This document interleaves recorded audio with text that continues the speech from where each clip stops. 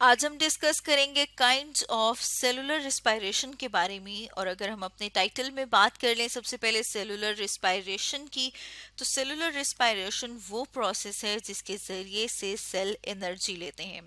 और cell energy किस form में लेते हैं? वो लेते हैं एटीपी की फॉर्म में।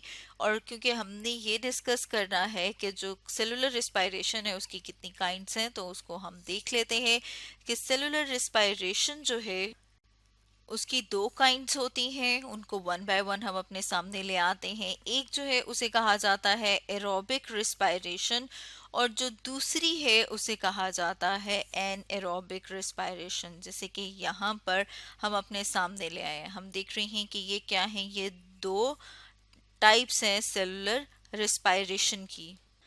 तो जैसे कि यहाँ पर हम अपने सामने देख रहे हैं कि एरोबिक रिस्पायरेशन वो रिस्पायरेशन होती है जो कि ऑक्सीजन जिसमें यूज होती है, या फिर हम कह सकते हैं कि in the presence of oxygen होती है।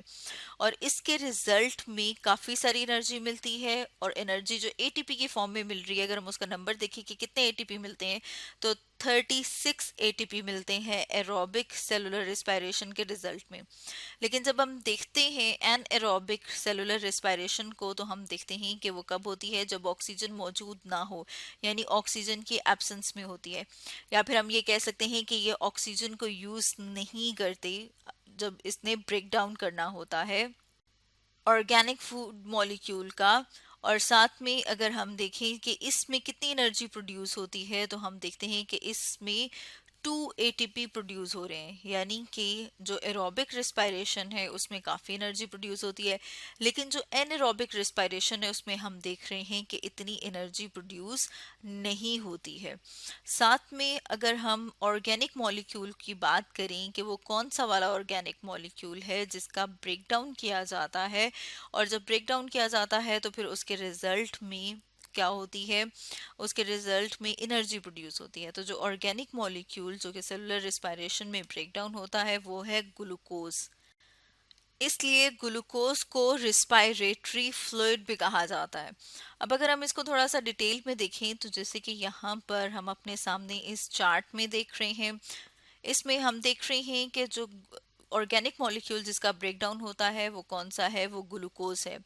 ग्लूकोज का जब ब्रेकडाउन होता है, जो फर्स्ट स्टेप है अगर हम उसकी बात करें, तो वो जो एरोबिक और एनएरोबिक रिस्पायरेशन में सेम होता है। यानी कि जो ग्लूकोज का ब्रेकडाउन होगा, और ब्रेकडाउन होके अगर हम ग्लूकोज की बात करें तो उसमें कितने कार्बन होते हैं, 6 कार्बन होते हैं। यानी कि ग्लूकोज 6 कार्बन कंपाउंड है। उसका ब्रेकडाउन होता है और उसके ब्रेकडाउन से दो पायरोवेट मॉलिक्यूल बनते हैं, और जो पायरोवेट है वो C3 मॉलिक्यूल है, यानी इसमें 3 कार्बन होते हैं।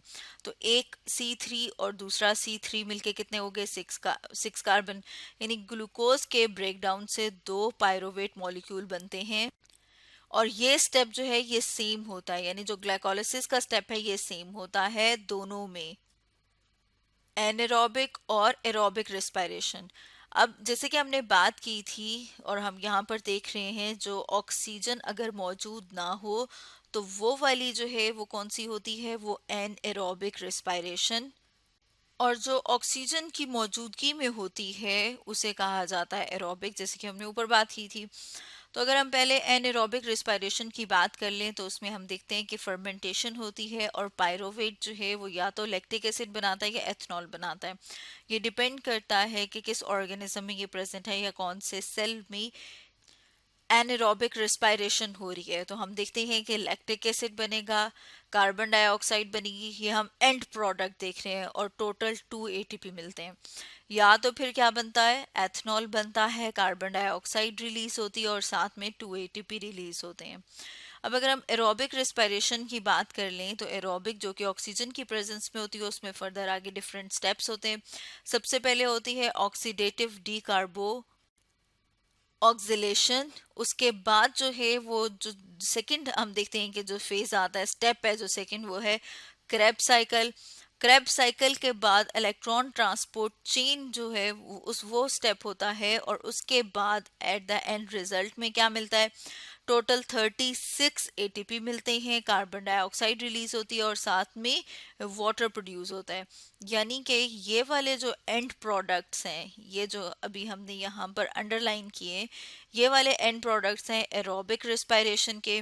और इसी तरह से अगर हम देख लें कि जो एन एरोबिक रिस्पायरेशन है तो उसमें हम देखते हैं या तो लैक्टिक एसिड कार्बन डाइऑक्साइड और 2 ATP एंड में प्रोड्यूस होते हैं, या फिर एथनॉल कार्बन डाइऑक्साइड और 2 ATP ये प्रोड्यूस होते हैं। तो ये दो डिफरेंट काइंड्स हैं एरोबिक और एन एरोबिक रिस्पायरेशन की, जो कि आज हमने स्टडी किया।